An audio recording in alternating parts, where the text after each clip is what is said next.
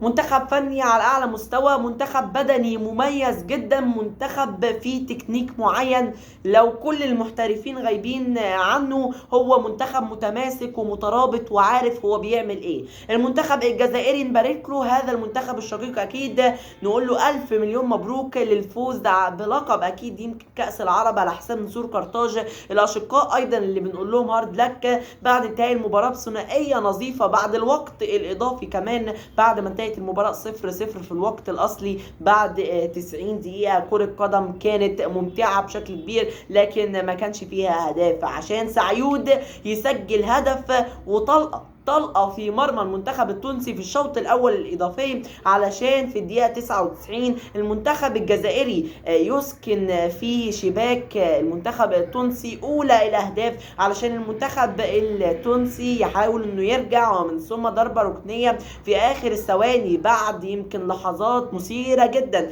للمنتخب التونسي وتسديدات وهنا وهناك وتصدي حارس المرمى وتالق لرئيس مبولح حارس مرمى المنتخب الجزائري، وهكذا لتأتي ركلة ركنية في آخر اللحظات. وعلشان كده الحارس يطلع، علشان كده ايه، علشان هي في آخر اللحظات، فالحارس يطلع إلى الركلة الركنية وما يعرفش مصيره بعد ما يطلع، علشان الكرة تتلعب وتخبط تقريبا في رئيس مبولح حارس مرمى الجزائري عشان توصل لمدافع الجزائر ويلعبها ويشتتها تشتيتة طويلة. والجون أكيد انتوا عارفين عامل ايه، يعني الجون فاضي ان الحارس متقدم على اساس انه يبقى في امل ان تونس تتعادل، عشان ابراهيمي هجمه مرتده سريعه منفرد وسط ملعب تونس كله فاضي ليه، ملك ليه، خلاص مكتوب باسمه، اتكتب باسمه، والجون فاضي عشان يسجل هدف تاني للمنتخب الجزائري، ويتوج المنتخب الجزائري بلقب كأس العرب بجدارة وباستحقاق 100%. المنتخب الجزائري المنتخب الوحيد اللي تقريبا كان ليه ند في مجموعته، ويعني ما كانش ضامن انه يصعد اول، وبالفعل ما صعدش اول، وعلشان كده لاعب المنتخب المغربي في قمة عربية كبيرة جدا جدا جدا. لما لاعب المنتخب المغربي صعد، ولاعب المنتخب القطري اللي كان بيلعبه وهو في احسن حالاته، كان بيلعبه بندية غير طبيعية. النهارده بيلعب المنتخب المصري وهو في اسوأ حالاته، بيلعب بشكل يمكن في استهتار او مش حالة استهتار، في يمكن اهباط كبير جدا في اللياقه البدنيه. لو لياقته كبيره قوي عنده الفت يعني او مظبوطه جدا وبيلعب بهذه الطريقه، الكل كان يقول انه بيستهتر، لكن هو بالفعل لياقته كانت واقعه جدا المنتخب القطري. فانت تخيل بقى لو لياقته كانت جامده جدا والناس تقول انه بيستهتر، يعني اكيد بيلعب بصوره سيئه جدا. فبالتالي النهارده المنتخب المصري والمنتخب القطري اللي كان بيلعب في اسوأ حالاته ما قدرش يجيب جون في 120 دقيقه. في 120 دقيقه اتعلموا من ديربي اوروبي النهارده 2-0 ما بين الجزائر وتونس. اتعلموا من ديربي المغرب والجزائر. عايزين نتعلم شويه، مش عايزين نفشل على طول، مش عايزين الفشل يبقى متكرر. انا بادئ حلقتي عن المنتخب الجزائري، لكن ده مش هيخليني اضطر يعني ان انا ما اتكلمش عن المنتخب المصري. النهارده المنتخب المصري في فشل كبير جدا. هتقول لي كارلوس كيروش عمل ايه؟ كارلوس كيروش نزل احمد رفعت زي ما احنا كنا بننتقده، وليه احمد رفعت يبقى على الدكه؟ بدا بمحمد شريف، يعني يعمل ايه اكتر من كده؟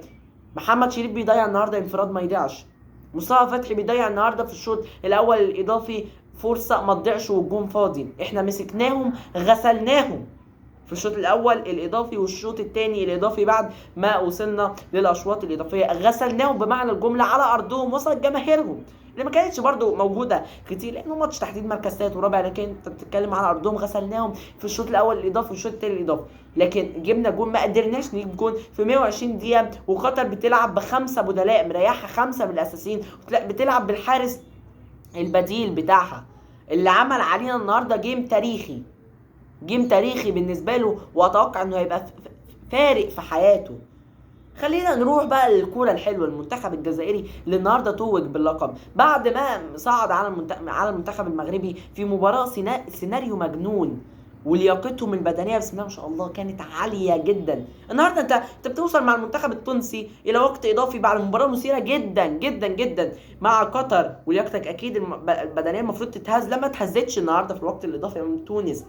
امام المغرب لعبت ماتش مثير جدا ولعبت وقت اضافي ضربات جزاء، وجيت تلعب قطر ولياقتك البدنيه ما نزلتش شويه حتى. المنتخب الجزائري يلعب وقت اضافي، يلعب ضربات جزاء، يلعب الماتش بس ما يلعبش وقت اضافي ولا ركلات جزاء. لياقته البدنيه ثابته وقويه وروح غير طبيعيه. يوسف البلايلي، ابراهيمي، لعيبه اقوياء جدا في المنتخب الجزائري، وبغداد بنجاح، والياس شتي اللي عمل ماتش كبير جدا جدا النهارده، وريس مبولحي حارس المرمى. المنتخب الجزائري بصراحه هو الاقوى في افريقيا من وجهه نظري انا حاليا، هو بطل افريقيا اكيد. اتوقع انه برضو هو الاقوى في الوطن العربي كامله. واجه اصعب الفرق او معظم يمكن الفرق اللي كنا بنرشحها الفوز باللقب. هو بالفعل قابل كل الفرق اللي كنا مرشحينها فوز باللقب. احنا كنا مرشحين مصر، لكن خيبة املنا وطلعت المركز الرابع للاسف. حتى يمكن فرصة المركز الثالث وانك تطلع على منصة التتويج، حتى مش عايزين لقب ولا فضية، اطلع على منصة التتويج حتى دي خيبوا املنا فيها. ربنا يسامحهم بقى، وربنا يسامح اكيد مصطفى فتحي اللي مش عارف يترمى علينا من انهي جهة دي. مش عارف والله، يعني انت بتنيل ايه يا مصطفى فتحي؟ مش عارف يعني الفرصه اللي جات لك في اخر الماتش دي يا حبيبي، وفي الشوط الثاني الاضافي ده انت بتعمل ايه والجون فاضي وانت مش عارف تجيبها؟ مش عارف اتحدفت علينا من انهي جهه. لكن المنتخب بقى كنا بنتكلم في ايه؟ كنا بنتكلم عن انه اللياقه البدنيه وهكذا يمكن.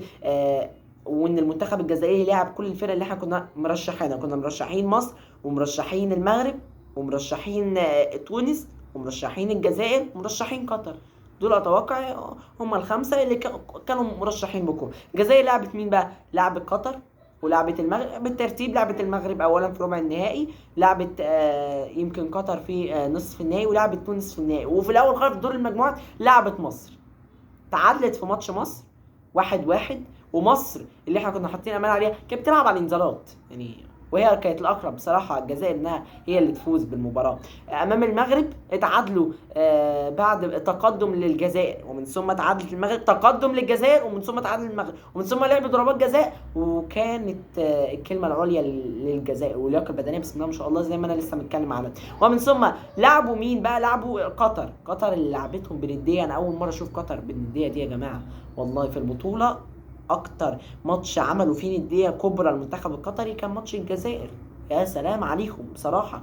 وفي اخر اللحظات الاخيره مع ماتش اللحظات القاتله، لكن برضو قدروا انهم يتغلبوا بروح وفلنة المنتخب الجزائري. بيخافوا على فلنة المنتخب الجزائري، بيخافوا على زعل جماهيرهم، مش زي منتخبنا المصري اللي انا مش فاهم هو بيعمل ايه بالظبط. يعني انت مش عارف تكسب قطر، ضيع 200 فرصه ومش عارف تجيب جون برضو، مش فاهم بصراحه. ومن ثم يلعبوا تونس النهارده ويتعادلوا 0-0 ويوصلوا لوقت اضافي ويكسبوا في الوقت الاضافي قبل الوصول الى ركلات الترجيح. شابوه المنتخب التونسي اللي ادى بصراحه بطوله كبيره جدا جدا جدا جدا. شابوه للمنتخب المغربي اللي ادى برضو بطوله كبيره، لكن حظه انه قابل فرقه تقيله زي الجزائر. وكنا هنقول شابوه للجزائر لو كانت طلعت اكيد، لانه خلاص يعني الماتش ده لازم يطلع منه فرقه، والفرقه اللي هتطلع لازم كبيره لانك بتلعب ماتش الجزائر ومغرب. فادوا على فكره بطوله كبيره. الوقت ما ساعدهمش او يعني ما ساعدهمش انهم يوصلوا لماتش اعلى شويه ويأدوا بقى المستوى الكبير بتاعهم، لكن في النهايه هم خرجوا. شابوا المنتخب القطري برضو ادى على فكره بطوله جيده. المنتخب المصري والله يعني ادى كوره حلوه، بس احنا كنا عايزين يعني اهداف اكتر من كده. النهارده كنا المفروض نكتسح قطر على ملعبها، نكتسحها على ملعبها، وده اللي مزعلني. لكن انت دلوقتي لما يبقى الفوز في ايدك احسن من انك كنت مسخره في البطوله. يعني احنا في ماتش تونس الفوز كان في ايدك، فرصه مصطفى فتحي دي مش معقول، وده اللي مصبرني شويه. انت الفوز كان في ايدك، انت كنت تقدر تفوز. حته انك كنت تقدر تفوز دي هو اللي مصبرني على المنتخب المصري. الا بقى لو كنت ادائك وحش امال ايه اللي مصبرنا على كارلوس كيروش شويه؟ ان الاداء شويه اتحسن، يعني بقى فيه هجوم شويه، بقى في مكاسب كبيره طبعا. المنتخب المصري احمد رفعت في مكاسب كبيره جدا، واحمد رفعت ده ما توقعش تماما انه هيخرج عن معسكر المنتخب المصري فيما هو قادم. ربنا يبعد عنه الاصابات. اكيد احمد رفعت لعيب كبير، النهارده كان ليه تاثير قوي جدا في الشوط الاول، كان هو نمبر 1، هو اللي بيحرك المنتخب المصري. فانت بتتكلم مكاسب كبيره. عمر كمال برضو اكتسبناه النهارده. اكرم توفيق لما نزل في الشوط الاول الاضافي والتاني الاثنين، يعني بدا الماتش من الشوط الاول الاضافي، سدد كورتين، ده بياكدوا ان رجل اكرم توفيق قويه جدا، بس هو بيبقى باك رايت فمش عارف يشوط.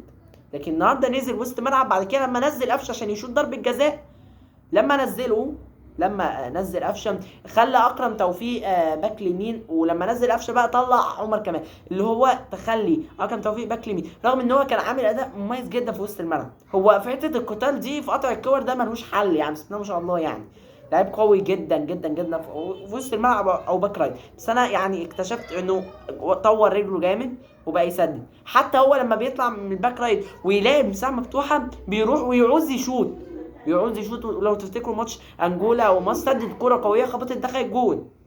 فده لو في وسط الملعب رجله تقيلة، ولعيب جريء يعني ما بيخافش، فمكسب للنادي الاهلي. النادي الاهلي وصل الى قطر النهارده، كان اول تمرين.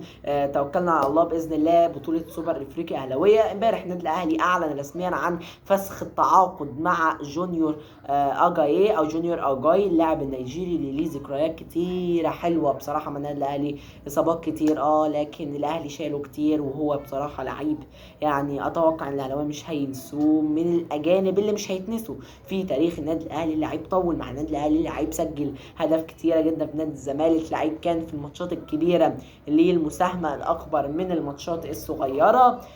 يمكن هتوحشنا جونيور يا اجاي. انتهى الفيديو بتاعنا النهارده، يمكن دردشنا كتير النهارده. كاس العرب لجونيور اجاي، تدريبات النادي الاهلي في اكيد يعني في قطر ووصوله الى قطر، وطبعا يعني الجمهور مش محتاج ان انا اتكلم عنه، واستقبال النادي الاهلي. اتفرج على الفيديوهات اللي منتشره على الفيسبوك والانستجرام وتويتر وهكذا يعني، وانت تعرف قيمه جمهور الاهلي يا عزيزي المشاهد، يلي ما تعرفش قيمه جمهور الاهلي. واتوقع العالم كله عارف قيمه جمهور الاهلي، حتى اللي مش عايز يديله حقه. الانسان اللي مش عايز يدي جمهور الاهلي حقه في مساندته للفريق وهكذا والكتره، بصراحه هو عارف من جواه، بس ممكن لانتمائه والفريق مش عايز يدي جمهور النادي الاهلي حقه. لكن في النهايه الجمهور كان استقباله مميز جدا ورائع جدا. الكابتن محمود الخطيب رئيس البعثه اللي سافر اكيد مع البعثه للتتويج باللقب باذن الله، رايحين ناخد اللقب ومفيش غير انك ترفع اللقب. وقطر وشها حلو عن الاهلي، سوبر افريقيا امام نهضه البركان وبرونزيه كاس العالم للانديه وهكذا. يا رب يكون عجبكم الفيديو. ان شاء الله هننزل لكم فيديوهات اكتر واكتر في الفتره القادمه، بس يا ريت دعمكم بلايك الفيديو، اشتراك في القناه، تفعيل الجرس ليصل كل جديد اول باول. والسلام عليكم ورحمه الله وبركاته.